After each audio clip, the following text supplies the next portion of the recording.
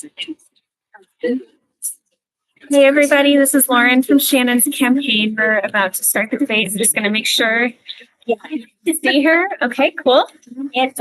Is it okay if I pass the stuff down? Okay, now we're going to pass it down to a wonderful volunteer who's going to hold it. And is it okay if I position it? Yeah.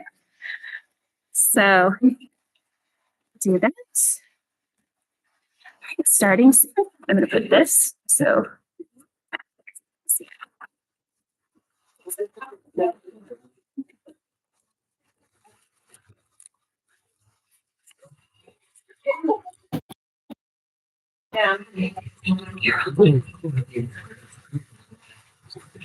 I will check messages and make sure you know.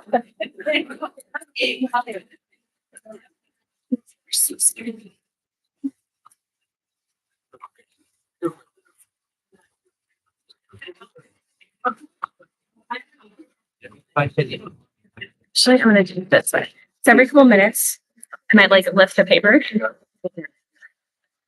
Bear with us. Okay. I think that's good. Yeah. So here, are you able to see what's in the shot from where you're sitting? Okay. I can look back. I'll just keep playing the messages. And for everyone tuning in, if you end up having sound issues, if the camera does something weird, feel free to tweet at Shannon Loves D10 and I will fix it.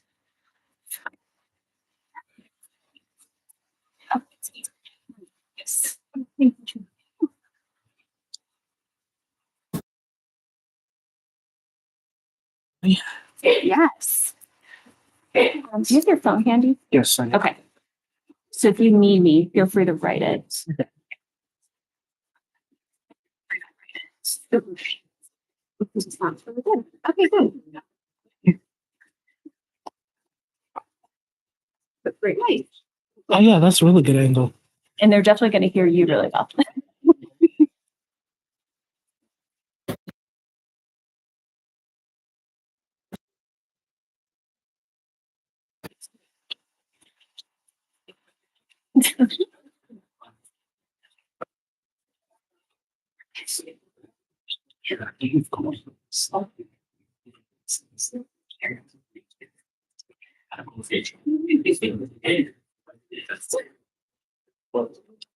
What's the white card for, Carol? To cover up, so then she doesn't So they don't her face. see themselves. Yeah. You all might. Okay. It's like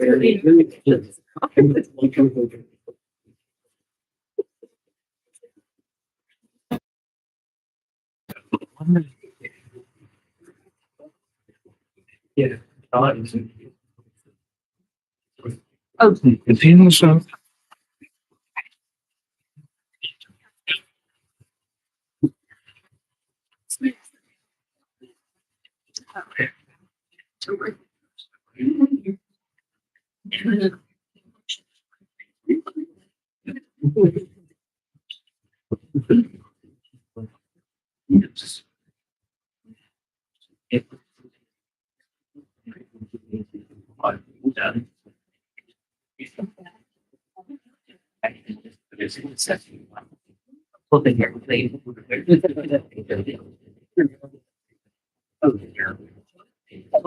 Yeah.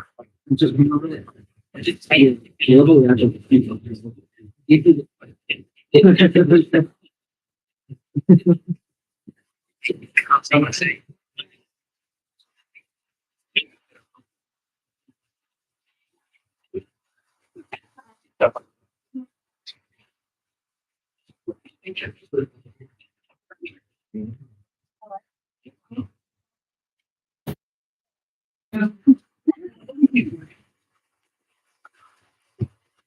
Right. We got to make that works. Yeah. We're gonna.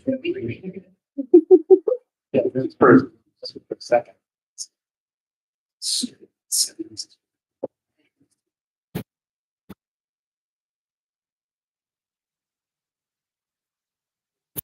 Use.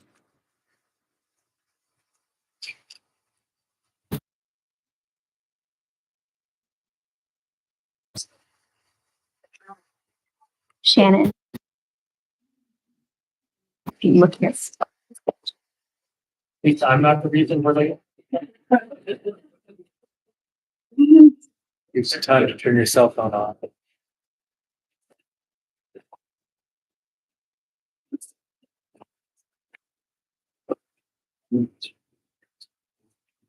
You can use your laptop. Oh.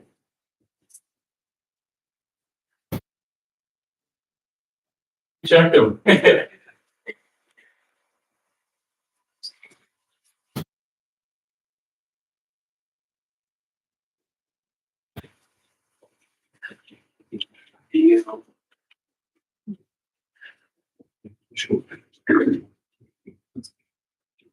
Sorry. Right.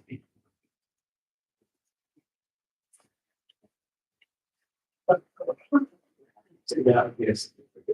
Hello. My name is Lisa. Hello. Oh, sir.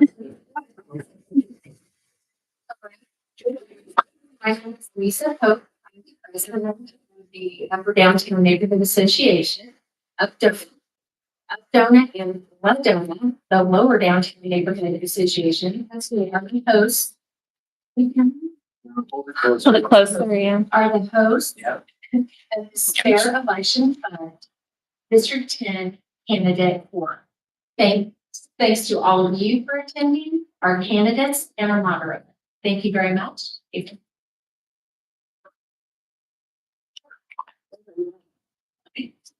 How's that? Good. Well, there. So I'm David Mazaki, and I'm on the board of directors for Ledona.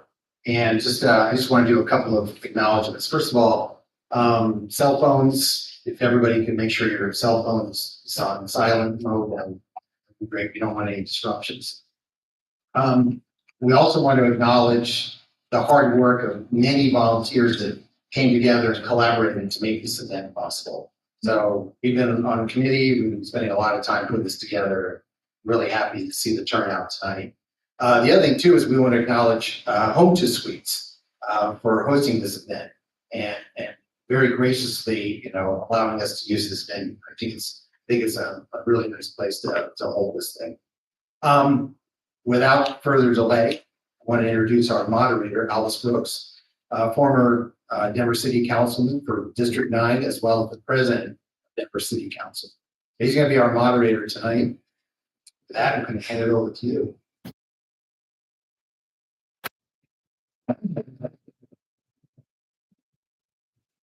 Good to see you guys. I want to first just compliment you for showing up. This is an important election in our city, and nothing happens without engagement and without you guys showing up. And so I really commend you. And now I'm going to tell you, go bring a neighbor next time. Come even deeper because it's important that this is going to be an important election for us. I also want to acknowledge we had two officers here. You guys stand up real quick. Will you give a hand to these?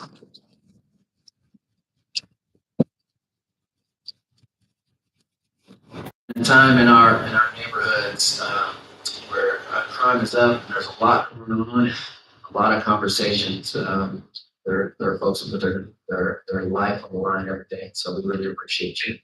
And lastly, I know what it takes to run for office, and I know what the sacrifice is. So please give it up for our candidates.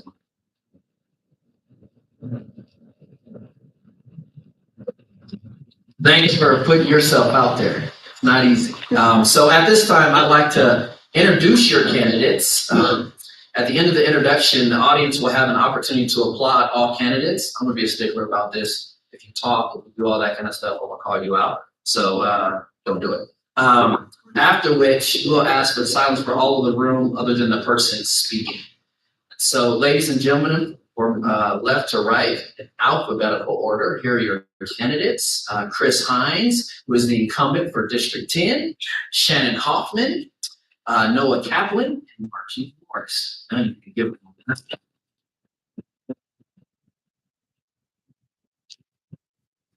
let's talk about the plans for tonight. Each candidate will be given 2 minutes and 30 seconds, which is a lot more time than the other debates that you've been seeing. So we encourage you guys to get into specificity of your plans. We want to know what your top priorities are. The context is around how we're addressing issues in Denver and why you would be the best candidate. After that, I will ask questions to each candidate for 2 minutes and 30 seconds to answer the same question. After all the candidates have answered, I'll move to the next question. And we'll alternate the order in which candidates answer questions. There will be a 15-minute break at 7 o'clock. We ask that you don't run to the candidates and say, hey, give us a little bit more information. Let them go to the bathroom so they can come back. Continue on to the debate. It's going to be for about 2 hours. At the end of the evening, each candidate will give a 2-minute closing. And so let's talk a little bit about the general concerns. We really don't have to. You guys could list the concerns of the downtown area, but this is what we're going to be focused on, focused by the leadership of Updona and Wodona. Many of the members of several downtown businesses fall mainly into 3 categories. These are also some of the primary emphasis of Updona and Wodona. The categories are homelessness, drug addiction and mental illness, crime and its impact on safety, and the downtown's economic recovery and reopening of businesses. The questions we'll be asking reflect our desire to see and understand your plans to address the issues in downtown Denver. Couple rules before we begin. One, the audience is asked to refrain from applauding, making any verbal comments whatsoever during the debate. Please remember that everyone has come tonight to hear the candidates, not you. Run next time. And so please just respect that. We really want to hear them and put them on display tonight. And it's our ask not to comment or interrupt each other. Civility is what we want to show as a role model. You know, nationally, that's not happening. We have a tight timeline tonight. Answers will be limited, as I said before, to 2 minutes and 30 seconds, and nonverbal 30-second warning. So we have our timekeeper up here doing that. Candidates are asked to avoid generalities and provide specific, comprehensive answers to your questions. So let's begin. At this time, I'd like to have the candidates give us their opening statements. Candidates, please remember that you have 2 minutes and 30 seconds for your opening statement, and we'll begin with Chris Hines. Hello. Oh, this thing is on. Hi, my name is Chris Hines. I serve on Denver City Council representing District 10. I like to call it Denver's Perfect 10. Hopefully others do too. I'm the first elected official in Denver's history, local, state, or federal, who uses a wheelchair for mobility. And by the way, this is the opening that I gave before my name. So it hasn't changed, even with the events in Monday night. But I am not a career politician. I grew up in rural Texas. I grew up poor. I didn't have air conditioning. Didn't have a TV growing up. But I went to college. I was the first in my family to go to college. I went to Southern Methodist University on a full scholarship. Got a computer science degree. Went back and got an MBA in finance. So I've been in the business community for a while. I promised that I would never run for office. I found a loophole. August 26, 2008, I was in a crash. I went from being a runner and a soccer player to using a wheelchair to get around.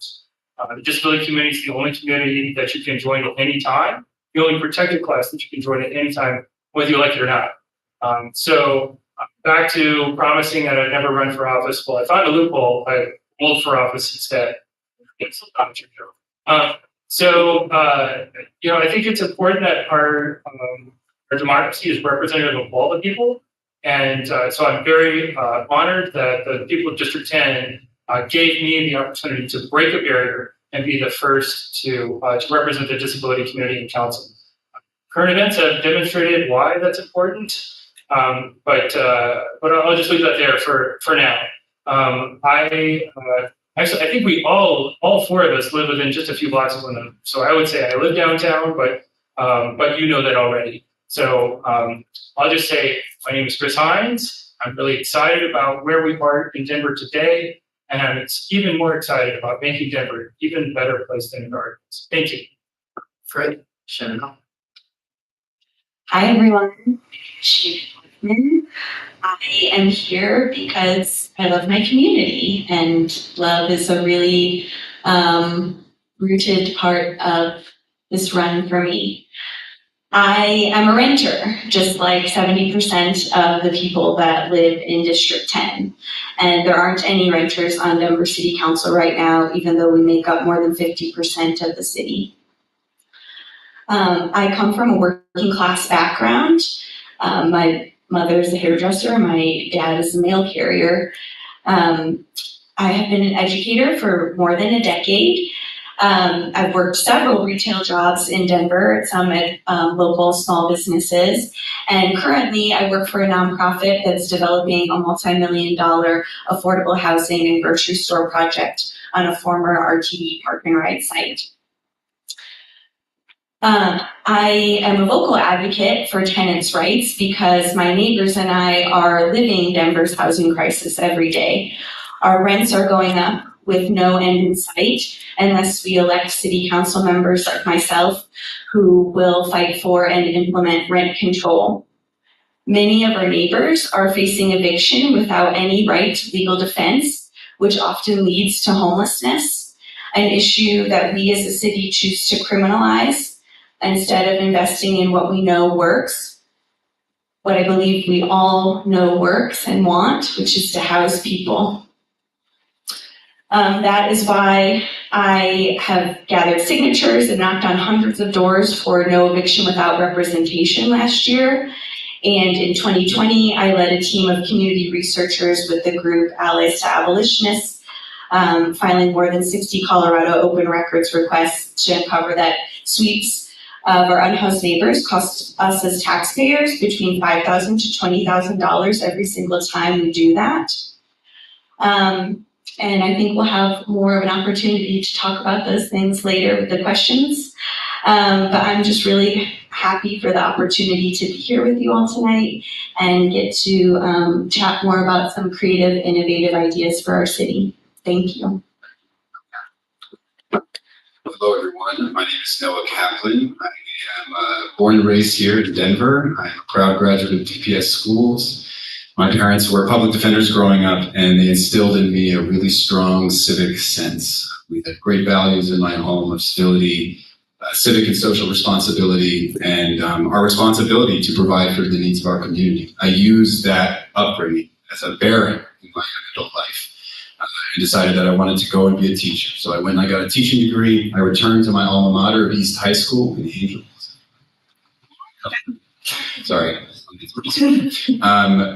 And I went back to school and I returned to that campus that I had grown up on, and I got to direct the speech and debate program there for the last 7 years, which put me in touch with a very diverse group of over 200 students and their families, which really helped me learn about the challenges facing the Denver community and the challenges facing the educators who serve that community. So after 7 years as a teacher, I looked up to have been priced out of homeownership, basically out of the rental market as well. And I started to see how that impacted my colleagues and the families that we serve. We saw families leaving from their freshman year to their senior year. I had students move from within a 5-minute drive to a 45-minute drive. That meant kids were falling asleep in my classroom. That meant teachers were quitting their jobs. But we see decreased enrollment in DPS. So we see how all of these issues are tied together. I got a second job, like many teachers do, to try and make ends meet. And given that my training was in English, I took on a freelance journalist role with Denver Westward, covering City Hall, covering our mismanagement of the homelessness epidemic and criminal justice. Gave me a great insight into how the city operates and the ways in which there's a disconnect between the rules that are written in City Hall and how those rules impact our community, our businesses, our homes, and our schools. I'm running to bring creativity, imagination, good faith deliberation, better connections between service providers, constituents, agencies and departments inside the city government. Let's create a unified effort to address the issues facing our city. It's the only way they get done. Thank you. First of all, I want to thank all the organizers for making this evening possible, and thank all of you for being here. I do, before I start my response, want to say, as I've said to many of you on the campaign trail, I really applaud, Chris, the work that you've done for accessibility in our city and for lifting the veil on that. And I know Chris always says, he wants it to be a learning opportunity, and I would agree with that. And I would ask that all of us take this opportunity to reflect at home and at work and in our neighborhoods and be thinking about accessibility and whether those spaces are not only ADA compliant, but they are truly welcoming. I know I'm supposed to be answering the questions, but I would like to throw a couple out to you guys. How many folks in the room feel that Denver is worse off today than it was 4 years ago?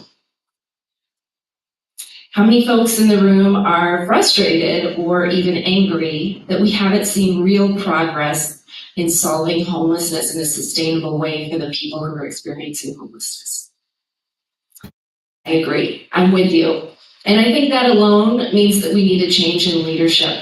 This is an incredibly well-resourced city. It has an incredibly generous population that has approved tax increases for so many things, for expanding mental health, for protecting our environment, for reducing food insecurity, and for building affordable housing. But we haven't had the leadership to really use those resources effectively. And I think that it's time that we do. My first experience with understanding homelessness was through a domestic violence shelter, where I met women and their children who were victims and survivors of domestic violence. They were without a home. They were struggling to figure out how they were going to get their kids into the local schools. And it made an impact on me. And ever since then, I've been fighting for populations that are overly criminalized and are constantly facing housing insecurity. I'm a small business owner, a nonprofit leader with 2 years of experience in sheltering and housing and a lot of other components that intersect with homelessness. And I have the experience and the temperament to bring those resources together, community resources, community dollars, and solve these problems. Thank you. All right, thank you. We are off and running. Now I'm going to ask you a series of questions. There are about 7 questions that we're going to dig into. And I'll set them up this way. I always do an introduction and give you a question. So here's the introduction. Many of the people camping on the streets of Denver are seen as so-called service resistant and refuse offers of help of housing services. They often are violating the Denver's camping ban, and which was put in place 10 years ago. And in 2019, it was affirmed at 81% Denver voters. Up Donut and Low Donut believe it is inhumane to allow people to continue to live on the streets, exposed to the elements in crime. Do you support the camping ban? If not, why not? If so, how do you plan to bring about more effective enforcement than we've seen in recent years? This time, let's begin with Shannon. Thank you. So first, I agree that it is not humane or compassionate for people to be forced to live outside on the street. With that said, no, I do not support the camping ban. As I mentioned in my introduction, I and a group of community researchers have found that it is an extreme waste of money. It costs between $5,000 to $20,000 every time we conduct a sweep or an enforcement of the camping ban, and that was just the information that our community researchers could find. Because of our advocacy, the city auditor has agreed to put that in his auditing report, and those full numbers will come out this April. Additionally, the companies that we are contracting with to enforce the camping ban, the environmental hazmat services, do so often in an extremely violent and dehumanizing way. We have on record people giving testimony that their wheelchairs have been put in the trash or crushed, their medical equipment has been taken. And additionally, when we push people around, it makes it very hard for service providers to be able to connect with people and provide needed services that do get folks into housing. I have worked directly with Colorado Village Collaborative to support folks that are camping to be able to get into safe outdoor spaces. So those are some of the solutions that I'm supportive of, which is changing zoning codes so that we can have more permanent safe outdoor spaces, motel acquisitions, which I saw in one of the articles that y'all shared before this.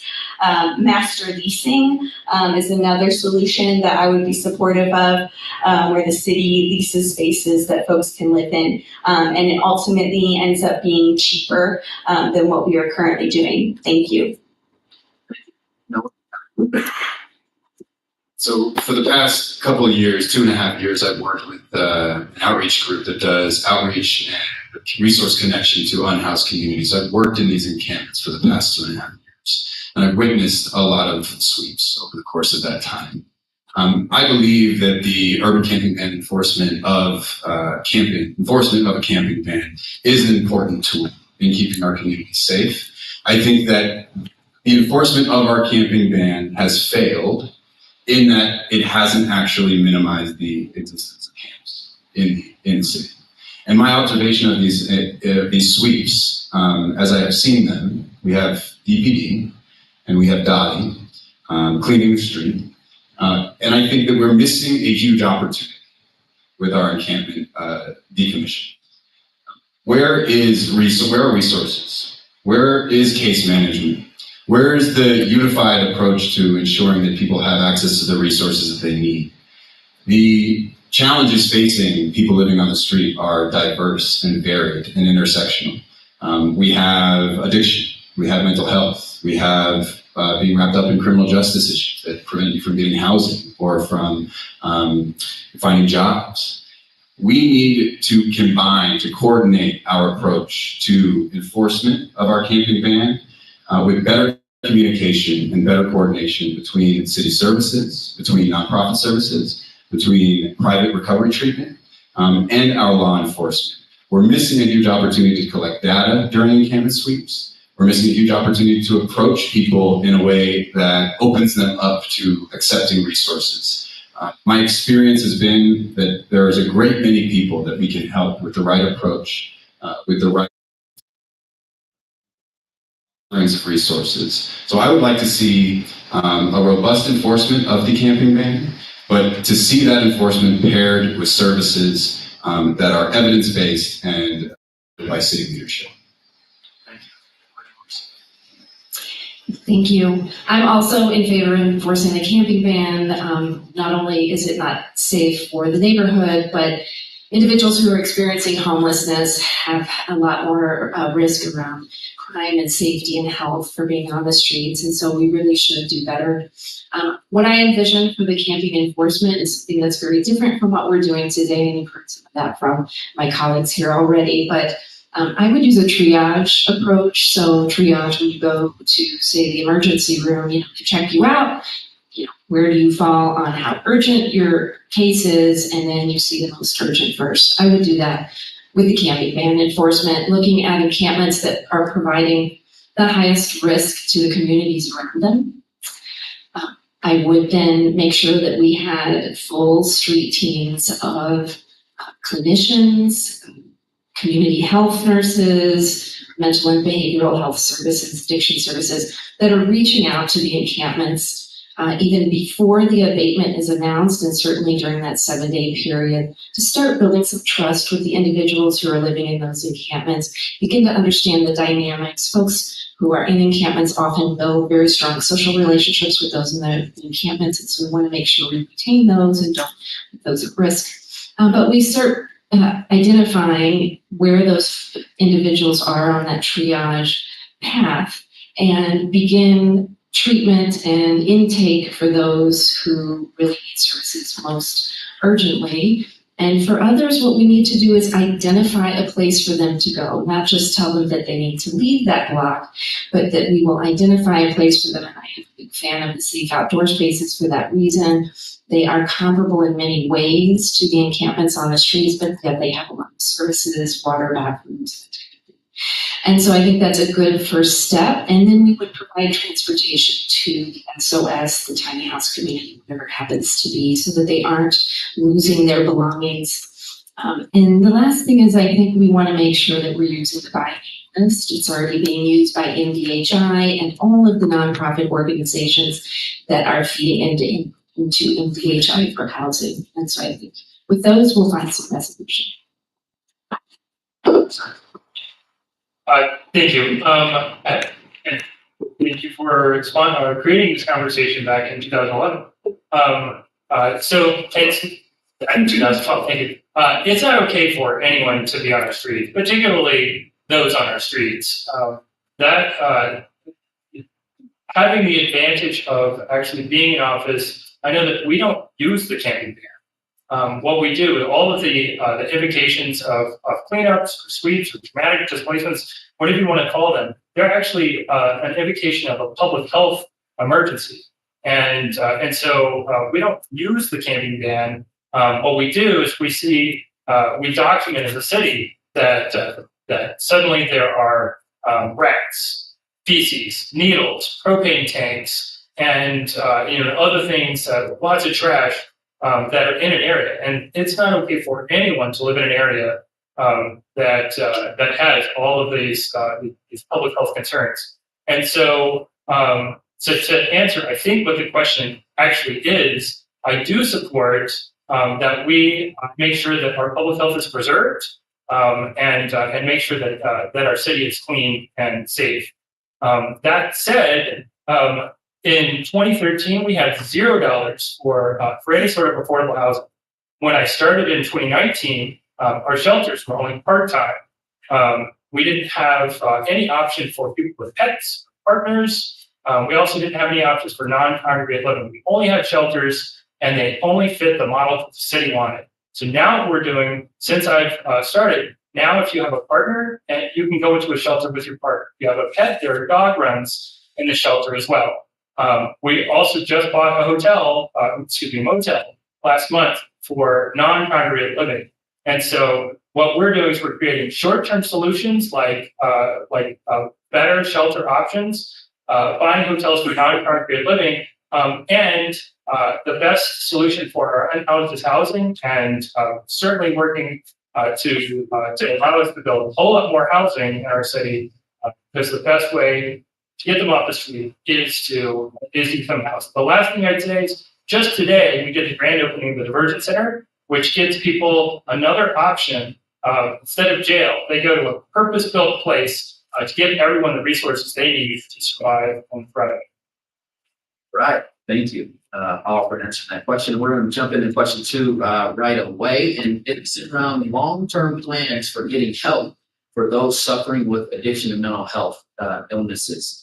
And I'll just say this, that some of you have already started to answer this question, and I will give you another opportunity for question 1 that said, with the camping ban and the severe camping issues, what sort of enforcement mechanism would you like to see?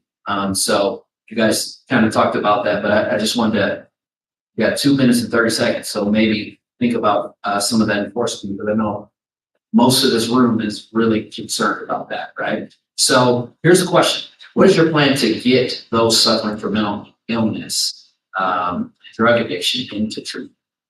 Do you support involuntary treatment similar to New York City, what New York City has announced?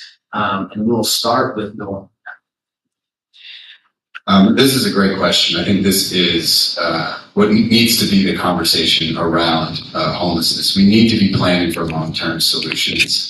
And I'm reminded of one of the most robust recovery treatment programs in the city, which I think is largely unknown by city leadership. And it's just somebody that I met in my work in encampments. The organization is called Ananeo, and it builds cultures around recovery. So this is dealing with the problems of incompetency in jail. So one of the big challenges that we have is people get arrested for survival crimes or crimes related to homelessness. They're deemed incompetent or unable to stand trial, and then they are sent to jail because they can't actually see their case through. What happens then is that they're supposed to go to a hospital to get support to regain competency, but we don't have room in our hospital. So what happens is they end up back on the street. Ananeo is an organization that's partnered with the city, with jails, to give outpatient treatment that allows individuals to participate in sober living. They build a community of support. They offer peer mentorship, job opportunities. They connect individuals with jobs that they're capable of doing.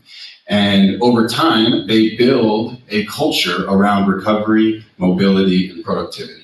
And this organization is also then purchasing apartments in and around the city, and they then offer those apartments as leasable properties to the people who complete their program. So you're building a culture of individuals who are able to work their way up and through treatment and into a productive state in contribution to our community. If we fail to do that and we just put people in housing, my ride-alongs with DPD, my ride-alongs with paramedic, my ride-alongs with fire have revealed that many of the places we are putting people in with housing vouchers and no service and no culture of recovery end up being really scary, suffering places, and is a huge expense on the city. So we need to build cultures of recovery. Programs don't help people, relationships do. We need city leadership that is forward-facing, accessible, and interested enough in this subject to identify strong programs, to champion those programs, and to make sure they receive city support. We can address the extended problems around homelessness that way. Thank you. I agree. I think these most resistant individuals to looking into treatment are definitely going to be a challenge. There's no doubt about that. But I will start out by saying I am not a supporter of involuntary holds under any circumstances. They didn't work in 1997 when Mayor Koch did them. It was, in fact, an absolute disaster. There's no evidence showing good results from those, and I don't think we should replay that and repeat. We've already done it. We need to try something new. One thing we do have that has good results here in Denver is a youth diversion program. So for youth who have addiction, drug misuse, or severe mental health, we provide the opportunity for them to enter a diversion program before charges are pressed.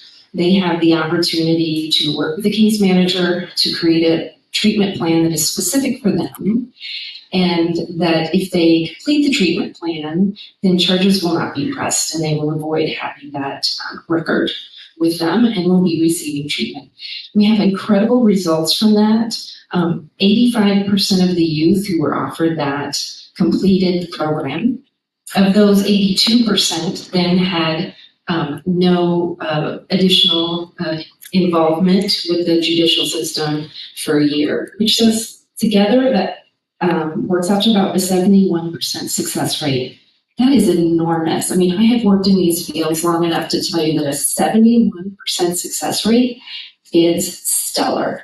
So I'd love to see us expand that beyond youth and into adults. Now, what I'll also tell you is that Boulder already does have a mental health diversion program for adults, and it's working well.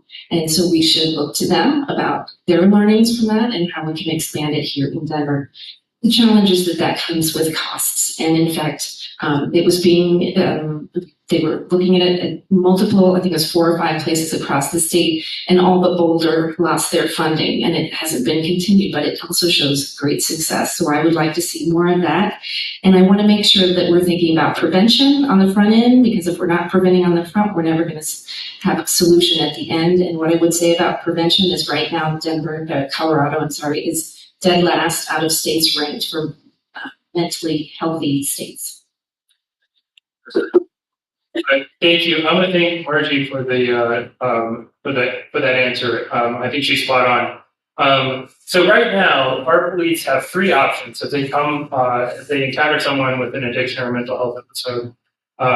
The options are to do nothing, which gets you nothing. They can issue a ticket, which also gets you nothing, or they can remove the individual and take them to jail. I mentioned the AIDS Center. It's an alternative intake diversion center. Its grand opening is today. This is something that I've been working on since I took office. It has already been, its soft opening was in November, but its grand opening was at 2 p.m. today, and it's at 13th and Elati in lovely District 10. And it is exactly what Margie was talking about. We actually stole a gentleman from the city of Los Angeles. Also has had their issues with people experiencing homelessness, and that is exactly what the diversion center is meant to do.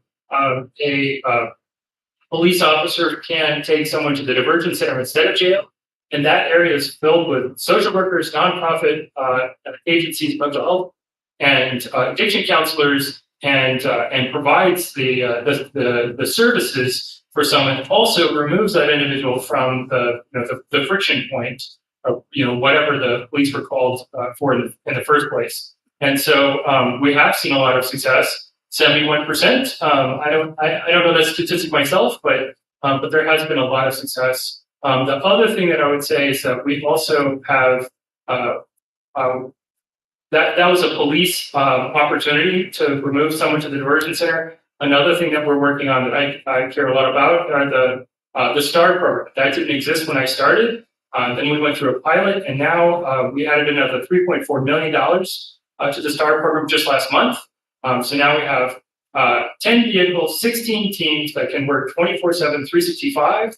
They have a civilian vehicle with a paramedic and mental health professional that go respond to 311 or 911 or non-emergency calls and provide actual subject matter expertise with addiction and mental health to the people who are experiencing that addiction and mental health episode. It's had a lot of success. We've become a national model, and I think we should continue to encourage it as well as the diversion center. Thank you. Thank you. So, as was said earlier, when we have public health emergencies, we're talking about public health emergencies is something that came up in the last question, and it's also in this question. So public health emergencies require public health solutions. When we're talking about when we're talking about encampments where we have fecal matter, trash, that's because we haven't provided a public health solution, which would be bathrooms or trash service. Here, when we're talking about public health emergencies around mental illness or substance misuse or use, that's also because we haven't provided public health solutions. So currently we don't have enough spaces for people who want these services, right? For people who want the services. So there's a question within here about involuntary treatment. No, I agree with Margie. I'm not supportive of that. I'm supportive of people's bodily autonomy. What I am supportive of, that is also in New York City, is a plan that they have around safe consumption sites. And here in Denver, a group, the CCJRC, Colorado Criminal Justice Reform Coalition, had an opportunity to visit one of these sites, and I got to learn a lot from them about their visit. It is a city building where folks are able to legally use drugs, but also there are many other services offered in these buildings. There's mental health support, there's acupuncture, there are other offices where folks can have, connect with a social worker. The other thing about it is that it's loved by neighbors, and there have been no overdoses at these sites. There's a bill in the state house right now that would help clear the way so that we could do that here in the city of Denver. And I'm a proponent of that. I'm a proponent of putting more money towards a mental health regional treatment facility. And that is where I'd like to see us put our dollars into public health solutions. Right. Question 3 dives in a little bit more to the history in Denver on ending homelessness. So even though Denver has spent many millions of dollars to address homelessness over the past 18 years since Denver's growth program first began, our homeless population has increased. Some other cities have seen declines over the same period of time. Aurora has recently proposed a shift from housing first model to one in which it seeks better to address the root causes of homelessness. They proposed a model which to continue to provide housing assistance to people who can be successful. For others who need more help, or shelter first, treatment first, job first concepts require treatment and a job where possible before earning housing. Here's a question. Clearly, what we have been doing hasn't ended homelessness. Would you support a program similar to what Aurora is considering and support contracts and service providers that pay for recovery results rather than housing results? If not, what is your plan? For this question, we will begin with Margie. Alrighty. As far as paying for results, and it sounds great, I know it does, but I have been leadership level with social services for 15 years, and I will tell you, recovery is not linear. It simply isn't. We're all familiar with Alcoholics Anonymous. I think we've seen enough movies and know enough people, that individuals will go into treatment and, they hit bumps and then they regress, then they go back in. The same is true for all sorts of addictions. So we need to make sure that we are there when people need us and not just simply for success. So I'll start with that. Also, we really need to be thinking about part of the reason we have the homelessness crisis that we have is because we don't have affordable housing in the city. We don't have it. We're 50,000 units behind meeting the need in the city, and at least 20,000 of those have to be low-income units. But that's going to take a while, and so there are all kinds of things around fast-tracking that and getting them online. But my vision for homelessness is rare and brief, and I want to use something called collective impact. You may have heard about one of the efforts called Built for Zero. Basically what it is bringing all the stakeholders together with one point of measurement and accountability. And I would like to see that in City Council. Right now, homelessness is in with other committees. I think we need to elevate it. If we're going to be serious about it, we're going to have a City Council working committee on homelessness. And that is where we are going to bring together the entire ecosystem that intersects with homelessness. Housing, law enforcement, job training, job placement, of course, all of the social and human services at the table. Leaders from our nonprofit organizations, RNOs, like the folks in here, leadership coming in and really setting goals that make sense for our city and that are achievable and that we're committed to them. How we're going to measure them, how we're going to report on them. Those will be public-facing dashboards. And those teams then will break down into working teams and start working on some of those components. We absolutely see good results with this across the country and all kinds of things. Academic achievement for youth, homelessness. Bergen County, New York used this model and brought their homelessness population of people experiencing homelessness down to almost zero. So it's possible, and we can do it here in Denver too. Thank you. I had the pleasure of going to Houston several months ago with several people from the city of Denver, also the city of Aurora, and a few other county commissioners. And so I accompanied Mayor Hoffman of the city of Aurora to Houston. We wanted to understand how Houston had been so successful in taking people from the street and put them into housing. They had housed more than 12,000 people who were formerly on the streets when I was there, or by the time I had gotten there.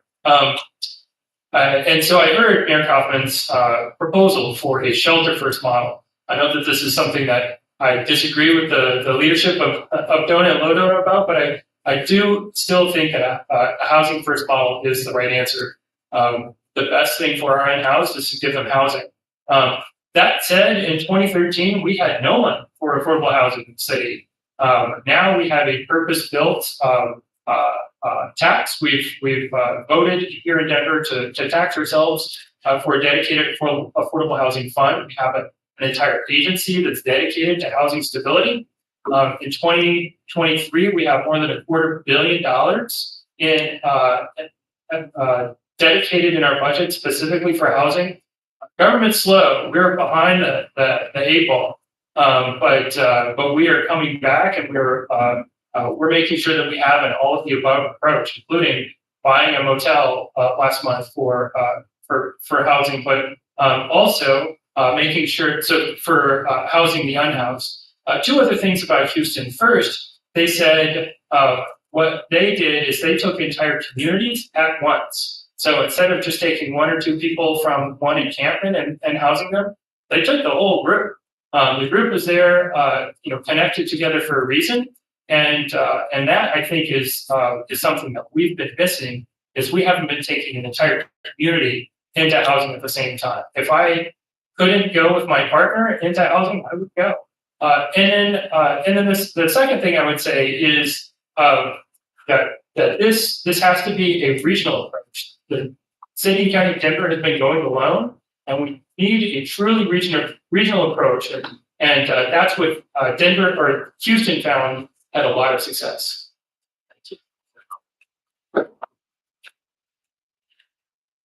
So the root cause of homelessness is a lack of affordable housing, truly affordable housing. So when we're talking about that we need to build 50,000 units in our city, that's for people who make between $20,000 to $50,000 a year. And one of the primary ways that we're building affordable housing is through low-income housing tax credit housing, which is built by private developers. I work on a low-income housing tax credit project that will be owned by a nonprofit organization in Montbello. So I share this because often on these projects, we don't get enough units at that deeply affordable level. So one of the things that I am a very strong proponent of is creating a social housing developer. And this is an idea that recently passed in Seattle just a couple days ago. So what that would do is allow the city to become the developer of housing and then build these units, and then any profit that comes from that goes back into a pot where we can continue to build more affordable housing. It also works much like a LIHTC model because there are low rents for folks, and there are folks that have higher salaries and can pay more and can offset those rents. The people that we are seeing become unhoused are children and families and elders. So we need housing for those folks. We certainly need housing that's also permanent supportive housing, right? So that in a housing first approach, that is what we need. We need to house people, and we also need to provide folks that need them with services that they need. The other things here that I would just give you a laundry list is rent control, rental assistance, just cause eviction, legal eviction defense, apartment acquisition funds, cooperative housing, and community land trust. All those things we could talk about for on and on, but I got my yellow card, so I'm going to pause. Some great ideas from my colleagues here, and I want to echo the importance of affordable housing and the city's need to invest in that type of initiative. But I do think that we have some concerns around the way we decide to treat individuals who are unhoused, and we have a quality control problem. We've invested hundreds of millions of dollars to try and address this problem, and it's only gotten worse. I think what we need is a city council that is interested in learning as much as possible about the resources provided our community by nonprofit service providers, by for-profit service providers, and by city services. I think with a better understanding of the needs of our community, the needs of the people living on the street, we can identify the right kinds of services that can provide the help that individuals living on the street actually need. I would love to see, what I'd love to do is, if elected to office, I would be interested in staffing a social worker to be a community liaison, specifically intent on understanding all of the services offered to our unhoused community in our district, and building strong relationships and understanding what need is this particular service serving and how can we create a continuity of care. Because we cannot continue to offer a housing voucher for someone to go to East Colfax and then a job placement up on Santa Fe and then a mental health service downtown. The needs of our community are complex and that runaround doesn't help anybody. So we can fund it as much as we want, but it will not solve our problems. We need a coordinated effort and we need to identify strong service providers and leverage programs and support for those particular services that we know are offering that kind of support that can actually get people stable, productive, and back in a sustainable place. Because I have a little bit of time, I want to reiterate that my experience living or working with unhoused people, I have met people who were given housing and ended up back on the street. I have met people who had housing, but they kept a tent on the street because that's where their community is. So the idea that we do not, that housing solves this problem for us, my ride-alongs with fire and paramedics shows it moves suffering indoors. And what we need to do is make sure we're providing what people need and building communities of recovery. All right, thank you. We're gonna take a break. This is, we'll take a 15-minute break. We're gonna allow the candidates to use the restroom. Please give them space to do so. We'll be back in 15 minutes. It's just getting good.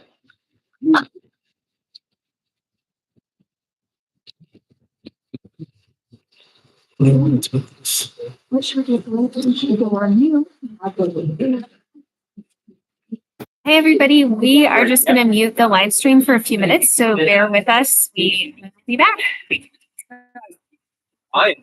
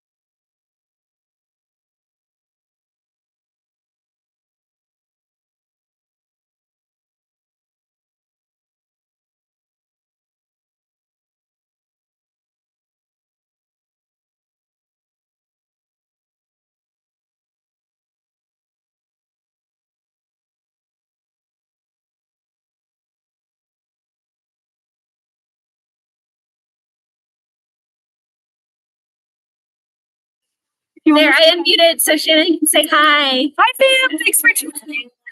Harold's here. I just came to see if someone could put something in their bag for me. Okay. Thanks, almost over.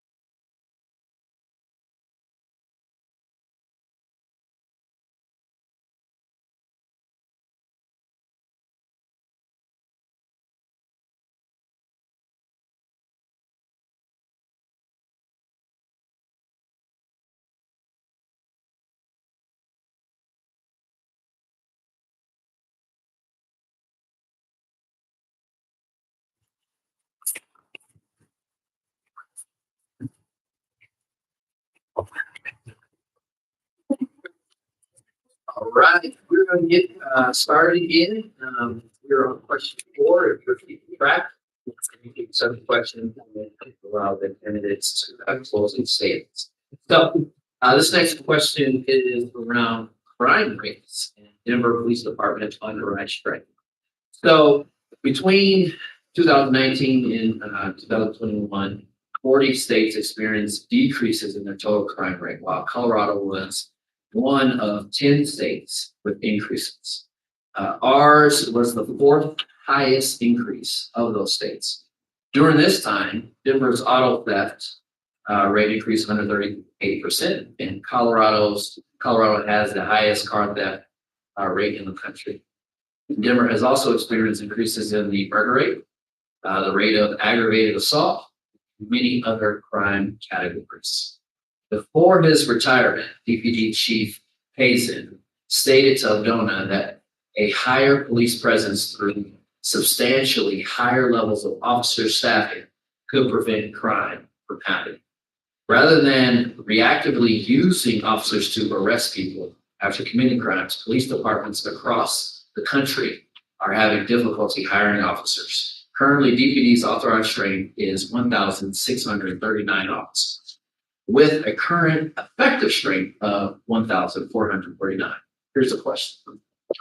Do you believe the current authorized strength of DPD is too low, too high, or just about right? What actions would you support for either attracting more officers or downsizing the police force? We'll start with Chris Hines. But now we'll reverse the order, going with Mark Morris next. No, by the way. All right. For too long, we've relied on our police to be everything. Utility knife.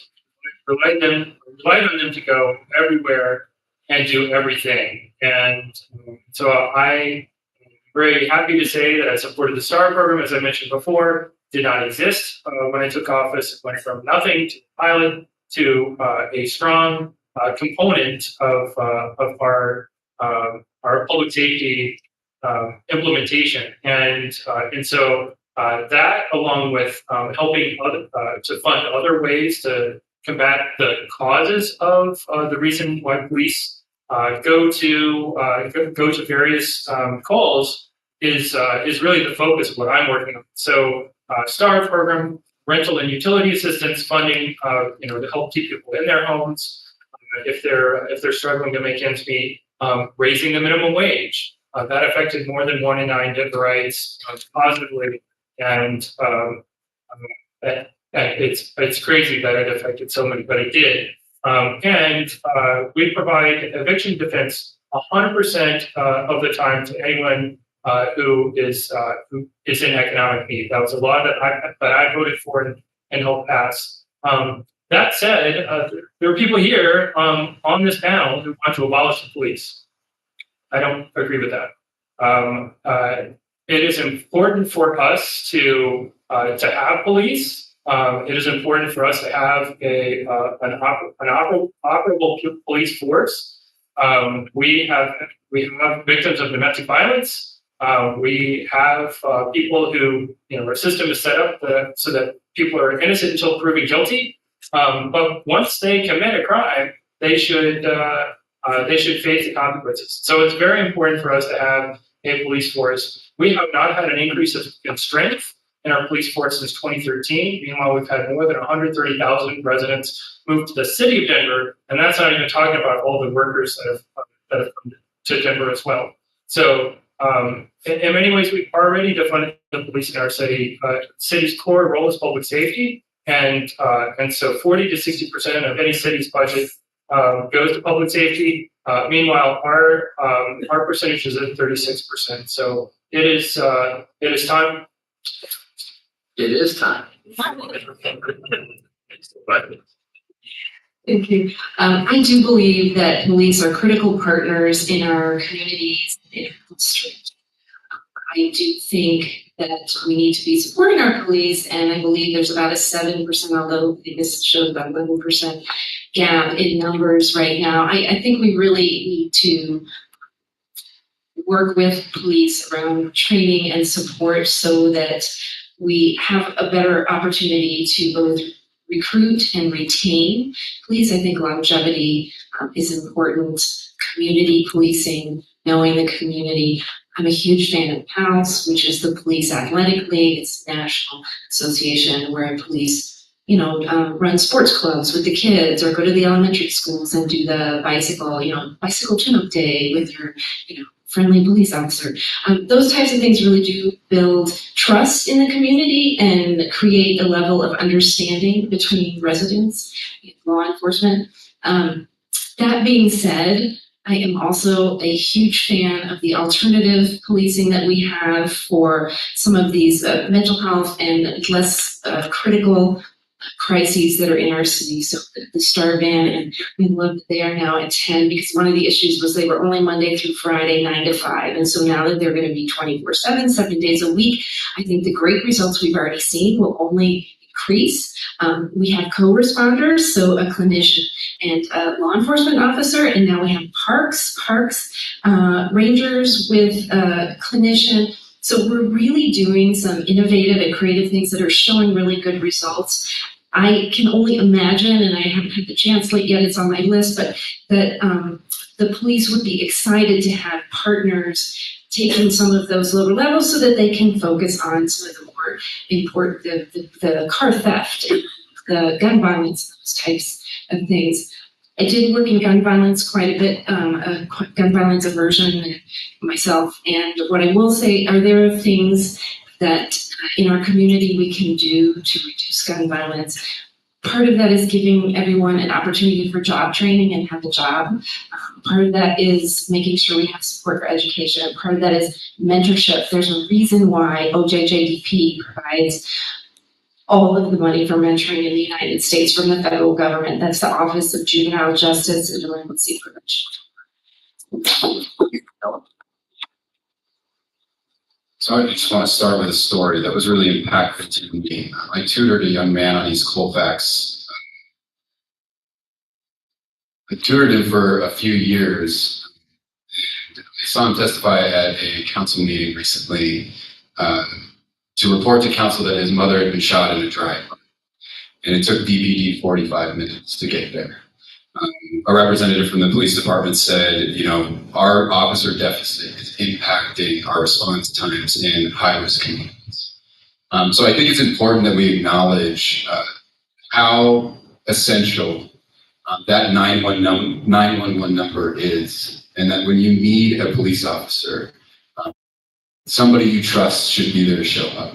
Somebody who's well-trained, somebody who ideally has touch points inside of our community, somebody who is partnered with alternative response teams when applicable.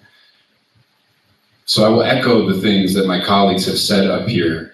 I'm interested in co-response, I'm interested in alternative response, but I'm really interested in building stronger connections between law enforcement and our community. I think the narrative we have about law enforcement doesn't acknowledge the complexity of that job.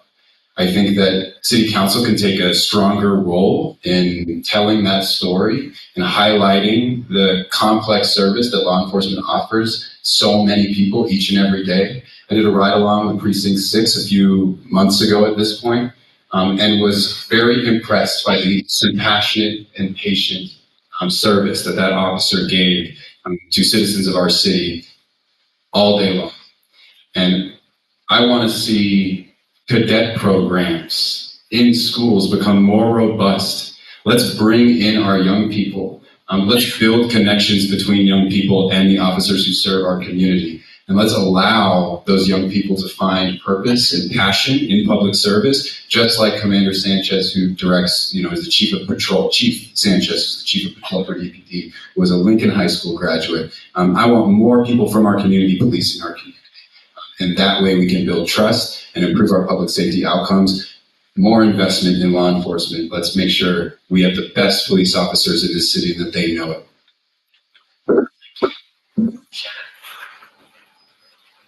Thank you. So, as has been hinted at, I am an abolitionist, but I'm here to tell you that there's nothing to be afraid of with that. And maybe some of you who are here are also abolitionists, and you don't know it yet. So I think often when we hear this word, we think about people who want to tear things down. And to me, being an abolitionist is about dreaming of the world that we want to live in and working together to co-create it. This is about being hard on systems and kind to people. And I'm talking about kind to people who are in police and policing.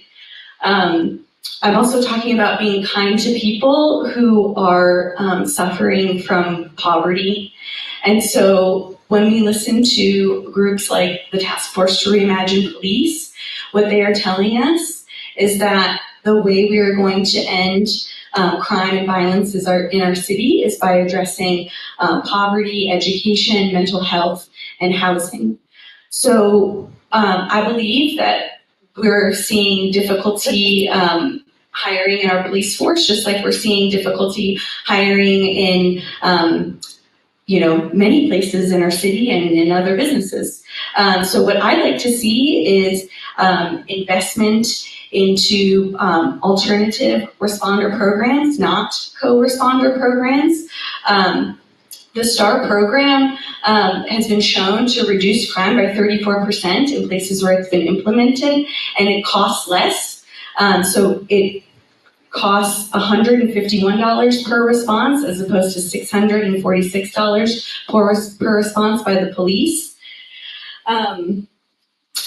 The other thing that STAR is asking for, people that have started STAR, it was started by Dasher and the Denver Justice Project, is that they would like community control, much like the Citizen Oversight Board with the Office of the Independent Monitor. We also need a direct line to this program. This is what our community experts are asking for, and I believe we should respond accordingly. Right, thank you. We're now going to go to the economy. As I think all of you know, downtown since COVID has been severely impacted by the loss of visitors. Tourism is critical to the economic vitality of Denver. Particularly downtown Denver is critical to the tourism industry with the Convention Center, Denver Center of Performing Arts, 6th Street Mall, and more. But conventions and tours are staying away because of the negative perception of safety. A coalition of public, private, nonprofit partners and law enforcement recently announced Together We Will, coordinated strategy and fusion of resources to address public health, safety, challenges in downtown Denver. Here's your question. What should be done to attract more conventions, tourists to downtown? And we'll start with Margie Morris. Thank you. First, I would like to give a shout out to the DEP organization organizational collaboration downtown who really came together during COVID to re-envision the communities where they lived and ensure that there was safety and clean streets and good things, because there are a lot of businesses downtown. A lot of what they did in that collaboration is what I'm talking about doing at the city market level, housed in city council. I think collaboration and coordination, so that we know where gaps in services are and overlaps, and we can just be doing a better job of providing services. I think it's really important. But we do have businesses downtown that are hanging by a thread. Some of them are just shuttered, others are struggling. They're having trouble keeping their employees because employers are afraid that they have personal safety concerns being downtown. They lose their clients for the same reasons. We have residents. I've talked to so many residents who already have a place and they're going to be moving to it, or maybe they're moving outside of the core of our district out to other parts of the city. And that has a real cost in tax revenue. And that's what funds the services that all of us have talked about all night that we so desperately need in our city. So it is important to keep it vibrant. So I'm going to take a page out of Shannon's book and I'm going to list a whole bunch of things in rapid fire order. One, I think we should look at retaining major arteries in our downtown and possibly, or at least consider shutting some of the less critical roads and turning those into big open spaces that we can use for, say, a food truck market, that we can have a whole entire block that's just kid-focused things to do. And gosh, maybe we can get the Children's Museum to move down into the Central Business District. Think about expanding the plans already for the 5280 trail, making them wider and more inclusive. How about extending the beer trail into the Central Business District? I mean, I think we need to be creative on some of these things. But at the end of the day, I think what we really need to be doing, bringing people downtown, I think making sure that downtown is safe and vibrant is going to bring most people downtown. And I will just throw out there this morning, because I have a good friend in Hong Kong. Hong Kong is giving away $500 tickets to go visit them. Maybe we should do that. No. So I've lived adjacent to downtown most of my life. I had my first date at the United Artists, the movie theater at 16th Street Mall. And it's really important to me that that space becomes a space where families are welcome to return to the city. I think that addressing our public safety concerns, putting a city council office on 16th Street Mall, social worker outreach and connective services to address our homelessness crisis, I think is key. We have to solve that problem. So bringing people downtown, I think DDP's Pop-Up Denver, which is giving opportunity to young and diverse entrepreneurs to come and get a toehold on 16th Street Mall. They don't come to 16th Street Mall for the McDonald's or the Subway.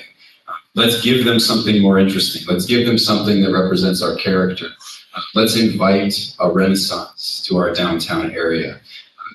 I think in that way, we can champion and bring in conventions and festivals and all kinds of things, but we need to be acknowledging the ecosystem, the environment, and we need to be able to facilitate the kind of experiences that we all live in Denver for, right? This is all about making memories with one another. I think with that tone and tenor, that approach, what kinds of memories are we providing our families and our visitors? I think we can have a really exciting future in this city.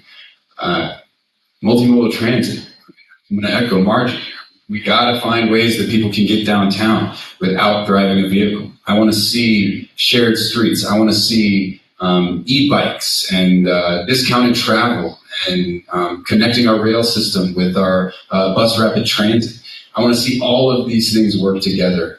And I want to see a city council person who will champion more conventions to come here. I want a national speech and debate tournament to take place at our conventions. I think that would be a wonderful thing to offer our city and to build on that tax revenue and allow us to address these other concerns that tax revenue allows us to. Shannon. Thank you. So one of the important things to me about Denver, one of the things that I love and has helped make it a home for me is connections to small businesses.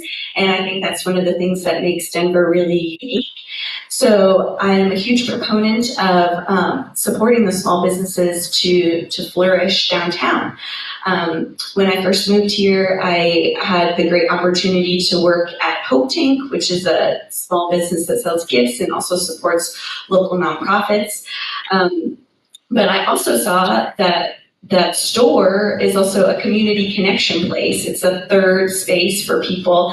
And so it's really providing service to our community beyond just selling goods. It's also a gathering place for community members. So I think that we need to support those small businesses and their ability to flourish, which can look like legacy business ordinances to keep small businesses downtown.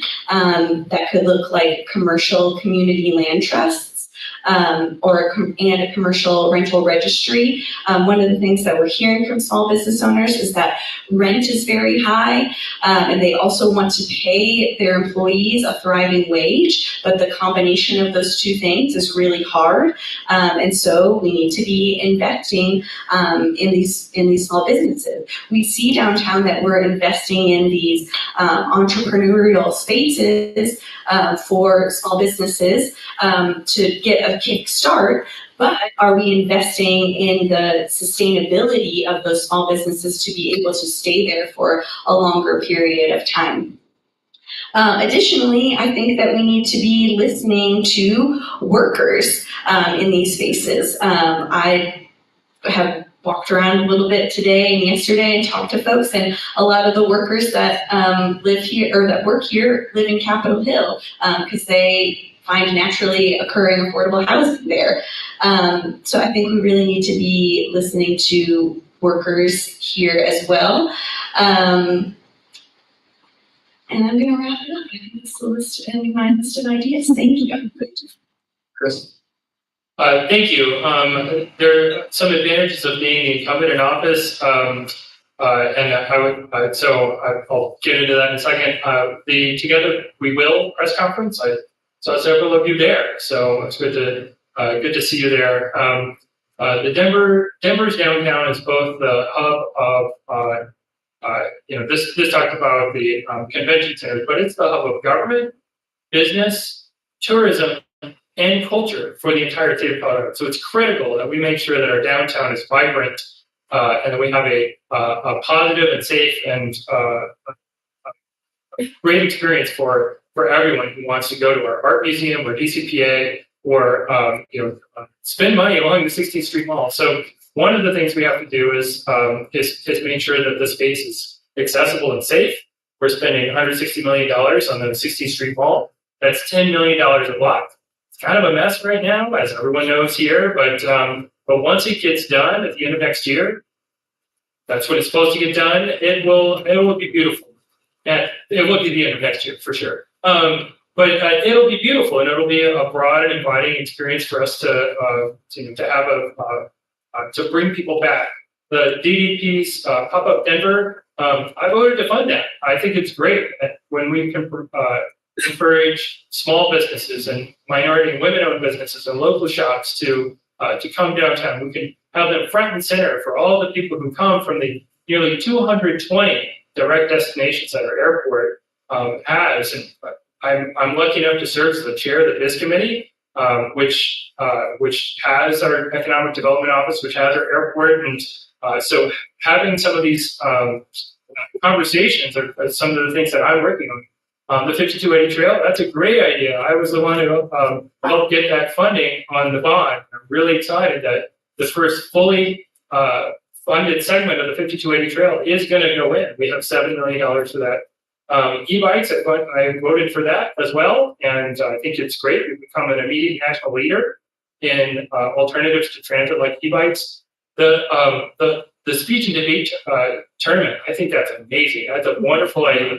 As someone who went to state debate twice in high school, let's do it.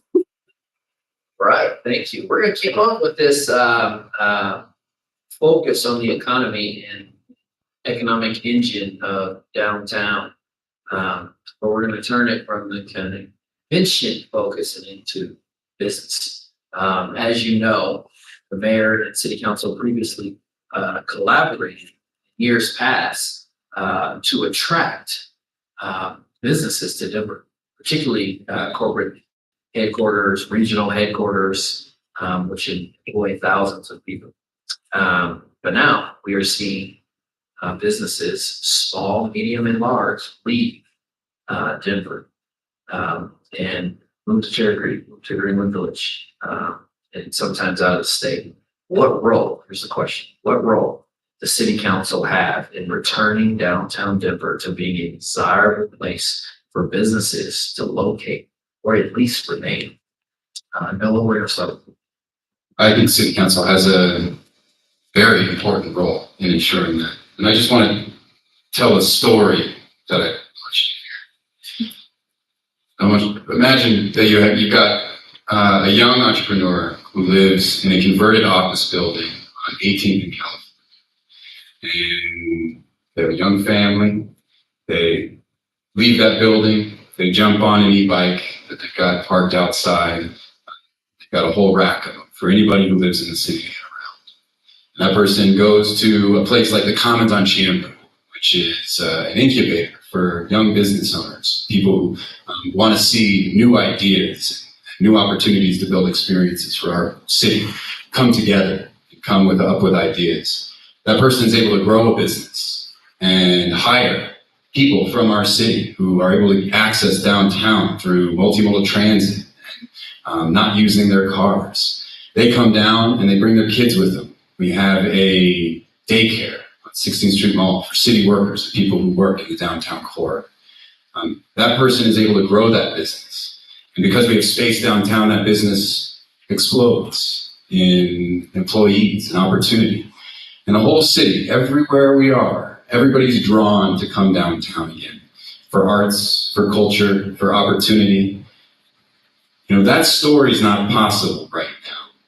But I think with the right imagination, with the right initiative, with some curiosity and good storytelling in council, I think that vision is possible in the next 10 years.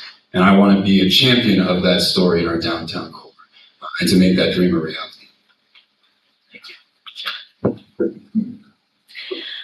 I like this question because it also has inside of it, what is the role of council? So I just want to take a minute to talk about that. What is the role of council? Well, in the city charter, it says that council members can do 3 things. It's not just voting on bills. It's also making bills. It's making laws and it's changing laws. And it's approving the budget, which is offering amendments. So what can we do? And it's also, what's not written in the charter is being a good community organizer. I think as we are seeing a rise of people who are starting to have the opportunity to work from home, we have to think in a really innovative way about reimagining downtown, because we might not see folks come back to the office as people are realizing, it works a little bit better for my life to have this flexibility to sometimes work from home. So what might we do with some of these buildings that we have downtown? Let's create a fund where we can acquire some of these office buildings and rehabilitate them into housing. I think that is hugely important. Additionally, as has been mentioned, we do need to work on ways that people can get in and out of downtown on multimodal ways. I, actually walked here today from my apartment, but that's not always possible for everyone because of, how the sidewalk is plowed. If you are not able to walk and you're taking the bus, maybe that's inconvenient for you. So I think we can be investing and partnering more with RTD. In Boulder, they have the hop, skip, and jump line. So we see investment in more circulator routes. We could also be investing in better pay for RTD drivers and also for free fares. So I do think that City Council has a huge role in reimagining and revitalizing downtown, and it's about being creative together. There are several things that we can do. I first want to talk about how mayor and city council attract corporate headquarters to downtown. We're still doing that. Obviously, the COVID has impacted a lot of things and how we do business. And this last term has been predominantly through COVID. But just in my first term, COVID interrupted a lot of it. But here in the city of Denver, we hosted a delegation from Ukraine before that was back in 2019, before Ukraine hit a lot of people's front of mind. We also hosted the city of San Diego. We hosted the city of Tulsa. And just to understand a bit more about how we can get collaboration between the two cities, we can have more businesses from those places come here. And then also it's important to visit other cities as well. I've visited the city of Las Vegas, I've visited New York City, and I visited Mexico City and visited with elected officials in each of those places to understand how they're accomplishing their business development and frankly also to talk about how they're tackling their people experiencing homelessness.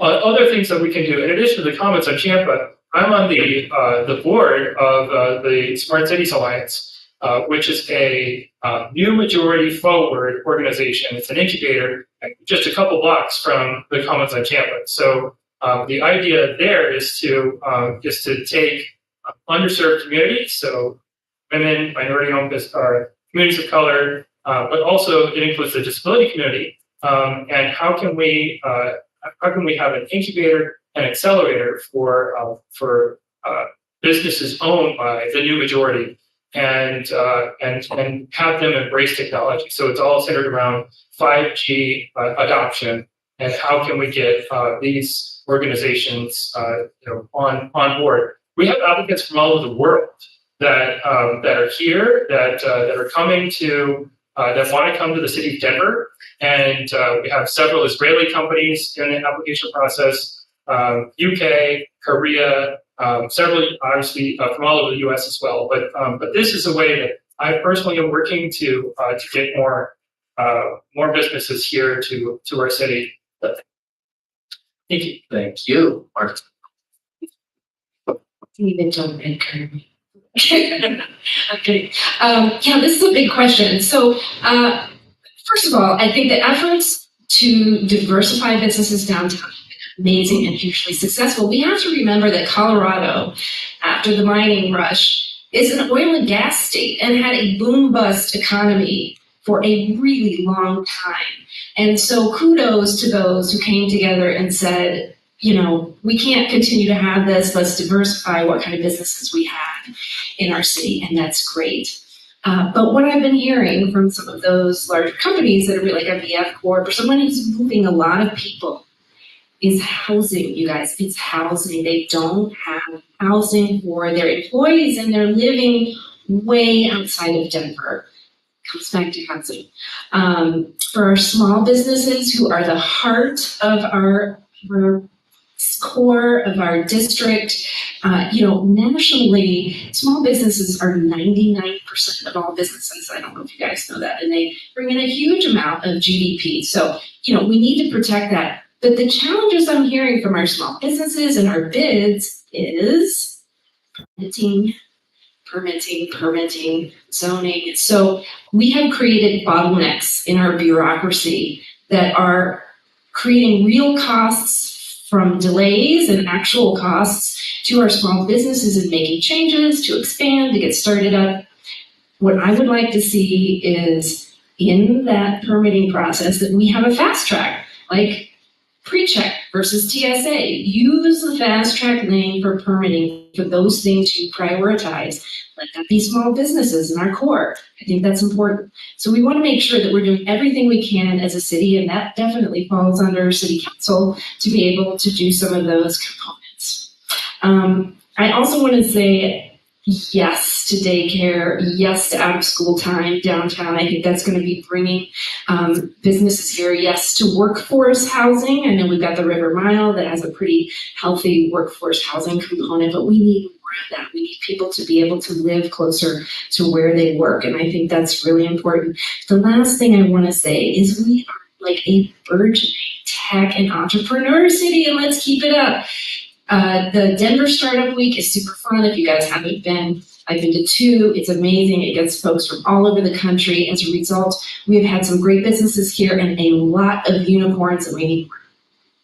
Thank you. All right, we are a little late, so we're going to move these responses to. Okay. So it's been great though. Thank you guys for all of your thoughts on this. All right, this is the last question. And as a Denver City Council former member, and seeing the legacy of council members we've had in the city, it's a very important question. We want to really hear from you how you all use this. The last question is, in 2022, the mayor submitted a budget to the city, $1.66 billion in general fund, which began January 1st, 2023. This is a question. If elected, what will be your main budget priorities for District 10? And how will you get your colleagues to support your priorities through amendments and votes? Shannon, we'll start with you. Thank you. One of the big things that I'm a proponent of is co-governance, meaning that we work collaboratively on what our budget priorities are. So we had an opportunity to do that recently with the participatory budgeting project. I run a small community program called How Shit Gets Done in Denver, and we had an event to talk to folks about the budget and get suggestions from folks that they entered into the participatory budgeting process, and one actually won. So we can talk about this later at the happy hour, but I brought a visual aid.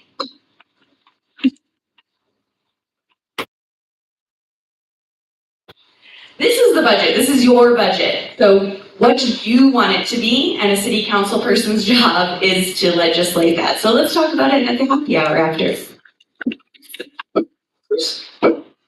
All right, a city's core role is public health, safety, and welfare. So if I have to boil it down to 1 minute, that is our job as a city, is to ensure that our city, that people feel safe getting around our city, that we can walk our dog around the block or hold hands with our partners and walk around the block. Of course, not me because I can't walk, but you get the idea. So that's what we do as a city. The second thing that I would say is that it's very important for us to build for future generations. So additional transformative projects like the 16th Street Mall. We have Civic Center Next 100, which is a transformative project. The 5280 Trail, I'm a huge owner of, and all of that is predominantly here in the city center. So making sure that we have projects like that that will break Denver's dependence on cars, that will be the best for our future generations, climate, physical health. Thank you. I'd actually focus on 3 things: affordable housing, and affordable housing, and affordable housing. We need affordable housing. We also need to change the conversation, and right now the conversation about affordable housing is 60 to 120% of AMI. I got news for you folks. Minimum wage puts you at 43% of AMI. If we are not housing people at 43%, we are not solving any problems in this city. So affordable housing, we need to think about rezoning, we need density, we need transit-oriented developments, we need some infill, a lot of things. But affordable housing, all roads lead there. Thank you.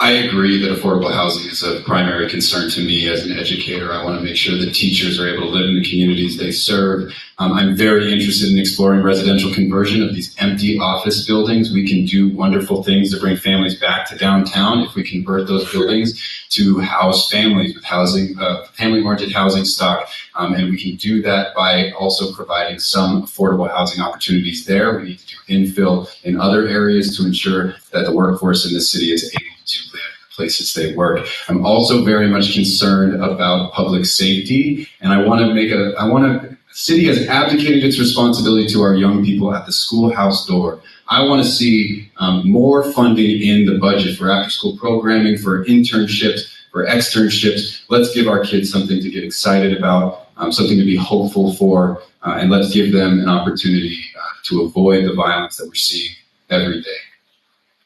Right. The questions are over, and your closing statements, unfortunately, they're gonna have to be 1 minute, so that we can, so we're gonna, this is a good test, by the way. So, we'll start with you, Chris, closing statements. My name is Chris Hines. I am so excited to have the honor to have represented District 10 for the nearly past 4 years.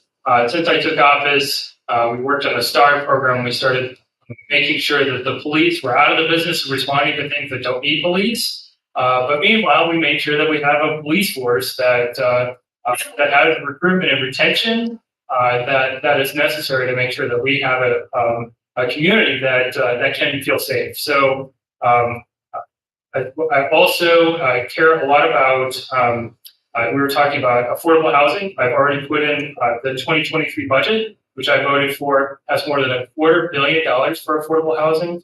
I'm just very excited to have another 4 years to talk about the important, critical factors that face Denver today. So, Chris Hines, I'd love to have your support and your vote. Thank you. Thank you.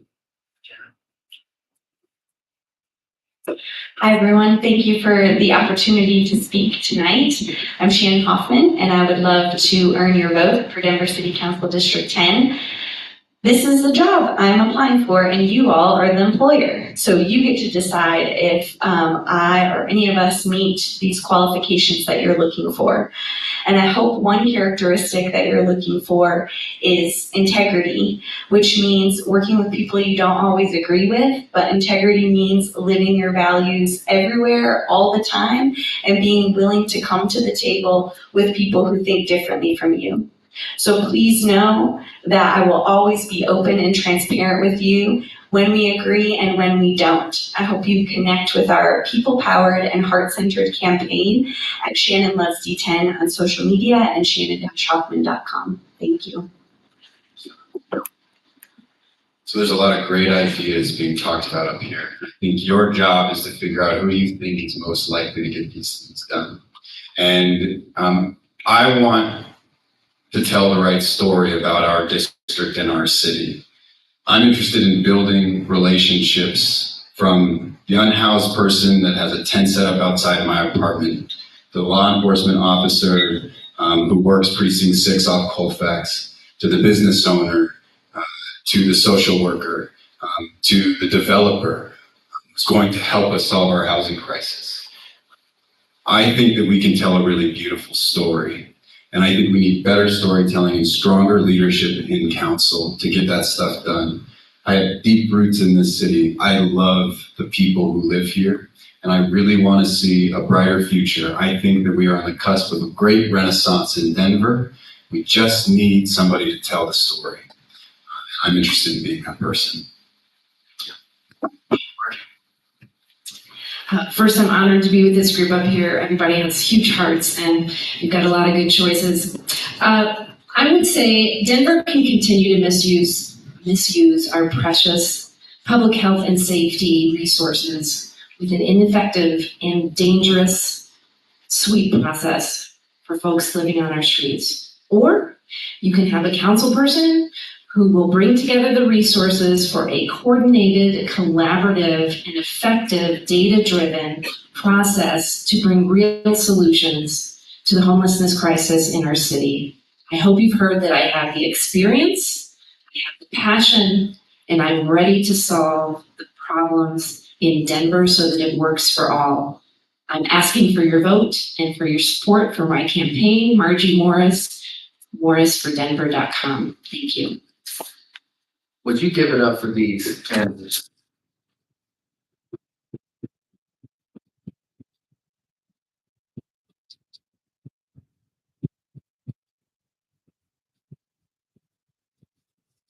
Just wanted to say, A lot of these folks disagree. They come from different backgrounds, but this was the most civil, respectful, shaking head. They're shaking their head in agreement over each other's comments. So I just want to thank you guys for inspiring us in our democracy that is really crumbling all over the place. But you guys, just give one more. That was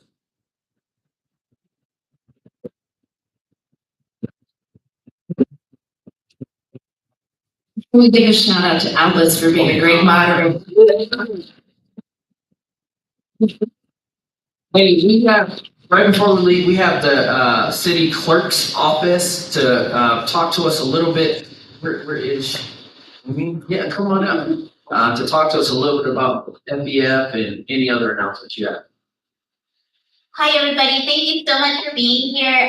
We just wanted to do some quick reminders about the municipal election. So ballots are going to be mailed to you on the week of March 13th. So keep an eye out for your registration. If you've moved, if you need to update it, please do so. Go to the Colorado Secretary of State's website or denvervotes.org, and you can update your information there.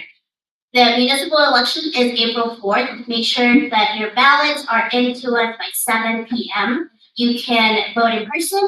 We have 43 drop boxes across the whole city, so you can use any of them. They're secure. They have 24 hours surveillance. So just fill out your ballot, sign it, and put it in. We also, you can vote by mail with one stamp. And we are going to have our mobile voting unit in 4 different locations. So if you haven't seen it, it's a mobile voting service center that goes around the city, and it's also there in case we have an emergency at one of our PSCs. And then for city council, if we don't have it gets 50% plus one vote, they will go into a runoff, and that runoff will be on June 6th. So we will have most likely have a runoff in June. So this year in June, and then a lot of information. If you want to go to denvervotes.org and find out information, you can get some from and update your registration. You can find voting services close to you or a Dropbox close to you. And again, thank you so much for hosting this and thank you for being here.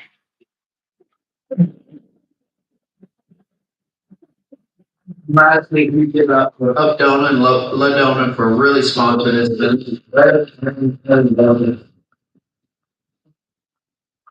Have a great night. Thank you. Thank you. Want to remind you, we're going to get together downstairs in the Temple Dock for anybody who would like to have drinks. Hey, everybody. Thank you so much for tuning in. Thank you to our volunteer Carol, who is taking time out of during a school week. He's in high school and held the computer for us the whole time. Hit us up, Shannon-Hoffman.com, at Shannon Loves D10 on social media. Thanks for being here.